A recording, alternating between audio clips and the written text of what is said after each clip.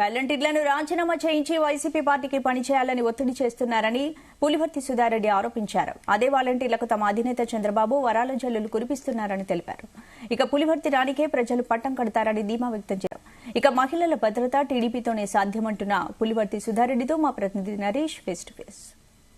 ఉమ్మడి చిత్తూరు జిల్లాలోనే అతిపెద్ద నియోజకవర్గం అనేటువంటి చంద్రగిరి నియోజకవర్గంలో ఇప్పటికే పోటాపోటీగా ప్రచారాలు అయితే కొనసాగుతున్నాయి. దీనికి ఇంతకు ముందు నుంచి కూడా ఎప్పటి నుంచో కూడా పులివర్తి ఫ్యామిలీ నుంచి అయితే మాత్రం చాలా కాలంగా ఈ యొక్క దొంగ ఓట్లు పైన కూడా చాలా అయితే మాత్రం ఈ యొక్క కుటుంబీలు మాత్రం చాలా వరకు పోరాటాలు అయితే చేశారు. దీని ద్వారా కూడా పులివర్తి నానికి కూడా చాలా ప్రమాదం అయితే నుంచి కూడా పెద్ద ప్రమాదం నుంచి కూడా తప్పుకున్నారు. దాంతో పాటుగానే ఒక సతీమణి కూడా సుధారెడ్డి కూడా దీంట్లో కీలక పాత్ర అయితే పోషించింది. ఈ వాలంటీర్ల మీద కూడా కొన్ని వ్యాఖ్యలు అయితే చేశారు. సో దానికి ముందుగా ఈ యొక్క వాలంటీర్ల వ్యవస్థ పైన అలాగే ఒక చంద్రగిరి సంబంధించి అభివృద్ధి మీద మాట్లాడడానికి అయితే సుధారెడ్డి గారు అయితే మనతో పాటు ఉన్నారు. ఒకసారి అడిగి తెలుసు మేడం, నమస్తే. చెప్పండి, ఈ యొక్క అంటే మొదటగా నుంచి కూడా ఈ యొక్క చంద్రగిరి నియోజకవర్గం సంబంధించి అయితే మాత్రం దొంగ ఓట్ల మీద పోరాటాలు చేసింది మొదటగా అడిగేసింది వచ్చి పులివర్తి కుటుంబమే.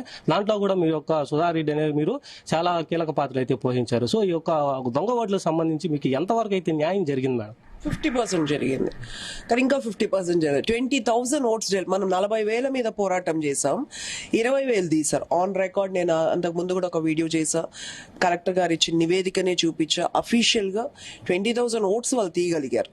బట్ స్టిల్ ఇంకా ఉన్నాయి, తీయాలి. ఇంకా 20,000 మీద పోరాటం చేయాలి. రేపు ప్రతి బూత్ దగ్గర మేము డిస్ప్లే చేస్తాం. లేని ఓటర్స్ ని, డబుల్ ఎంట్రీ ఓటర్స్ ని, డెత్ ఓటర్స్ ఇంకా ఉన్నారు, ఇంకా డెత్ ఓటర్స్ ఉన్నారు. మేము క్లియర్ గా ప్రతి బూత్ ముందర మేము ఫిల్టర్ చేస్తున్నాం, డిస్ప్లే చేస్తాం. ఆ ఓటర్లు ఎవరు కూడా అక్కడ వచ్చి ఓటు వేయడానికి వీల్లేదు.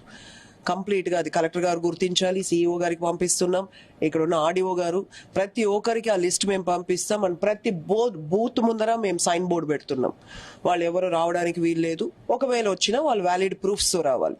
అదంత ఈజీ కాదు, ఎందుకంటే మొత్తం బోగస్ ఓట్స్. ఆ ఫేస్ కూడా మనం ఐడెంటిఫై చేయలేము అసలు. ఇది డ్రాఫ్ట్ కు ముందర ఎక్కువ శాతం జరిగిపోయినాయి. అంతకు ముందు ఉన్న వాళ్ళు లాగిన్ క్రెడెన్షియల్స్ అన్ని ఇచ్చేసి అంటున్నారు మా ఎమ్మెల్యే చెవెన్నకి. అండ్ మనం కేసు ఫైల్ చేసాం. అండ్ దానికి ఈ రోజు కాకపోతే తిరుపతిలో ఎక్కడ ఎలాగా ఒక ఐఏఎస్ ఆఫీసర్ గారు కూడా శిక్షించబడ్డారో, సస్పెండ్ కాబడ్డారో, చాలా మంది ఎంఆర్ఓలు ఇన్వాల్వ్ అయ్యి, పోలీసులు ఇన్వాల్వ్ అయ్యి, ఎంతమంది కూడా సస్పెండ్ అయితే అదొక మచ్చే కదండి. నేను ఎంతసేపటికి అదే చెప్తాను, ఎమ్మెల్యే ఎంపీని సస్పెండ్ చేయరు కదా, మిమ్మల్నే కదా చేసేది. సో మీకు ఎందుకు అవన్నీ అని పబ్లిక్ సర్వీస్ చేయండి, ఒక జస్టిస్ చేయండి. మేము మిమ్మల్ని అడగట్లేదు మేము దొంగ పనులు చేస్తాం మాకు అడ్డు కాపుగాయండి అని మేము అడగట్లేదు కదా. దొంగలకి ఎంత ఎక్స్టెంట్ మీరు చేస్తారు?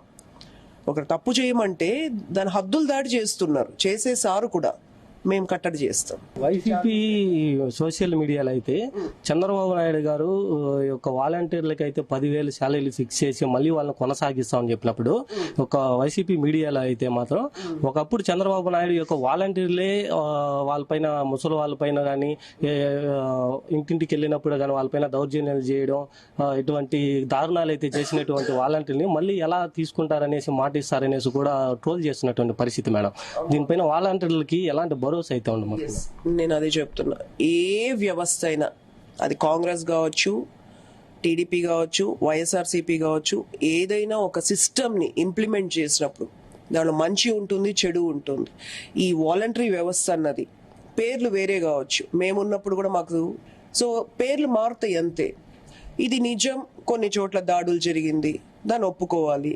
ఈ వాలంటీర్స్ 2.5 లక్షల మందిలో 2,40,000 మంచి వాళ్ళు అయింటారు. ఏదో 10,000 మంది, ఎందుకంటే చదువు లేదు, ఏది లేదు, ఎవరికో ర్యాండమ్గా ఇచ్చారు. ఎవరైనా తాగుండొచ్చు, తప్పు చేసి ఉండొచ్చు, పెన్షన్స్ ఇవ్వకుండా పోయి ఉండొచ్చు, జరిగి ఉంటాయి, తప్పేంట్లేదే. అందరికందరూ చెడ్డవాళ్ళు కాదు, ఒక 10% తప్పు చేసి ఉండొచ్చు డెఫినెట్ గా. సో వాటి మీద చెప్పారు ఇది వద్దు, మనకి ఇలాంటి వద్దు, డేటా కంప్లీట్ గా ఉంది. వాళ్ళకి ఎందుకు వాళ్ళ పాలకులతో పని లేదు? ఎంపీటీసీ ఎవరో, జెడ్పీటీసీ ఎవరో, సర్పంచ్ ఎవరో, వార్డు మెంబర్ ఎవరికి తెలియదు ఇప్పుడు, ఎందుకంటే వాళ్ళతో పని లేదు. ఏదైనా ఉంటే గింటే ఈ పిల్లలే చేస్తారు. సో మొత్తం సిస్టమ్ మీద వ్యతిరేకత కాదు, ఇది పద్ధతి కాదు, ఇది వద్దు అని చెప్పాం. అప్పట్లో 40,000 రూపాయలు ఒక పంచాయతీ ఆఫీసు ఖర్చు అయితే ఈరోజు 4 లక్షల రూపాయలు అవుతుంది ఒక సచివాలయాన్ని మేనేజ్ చేయాలంటే. వేస్ట్ కదా.